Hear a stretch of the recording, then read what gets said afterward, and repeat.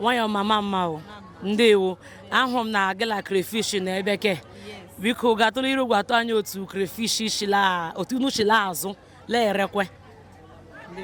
ndewo ịma ihe embara wa ọkọchị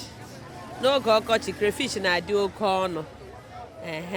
ya wụ n'udu mmiri crayfish na-apụta ọ naghị adị oke ọnụ mana ugbu a wụ oge ọkọchị ọ na-adị oke ọnụ ndị a na-akpọ 1000 ugbu a n'oge udu mmiri nwere ike ịzụta ya 500 naira ọ ihe anyị na-eme experience na oge ọkọchị otu a na ihe gbasara crayfish and oge ọkọchị na-emekwa crayfish ya na-akụ ahịa in the sense that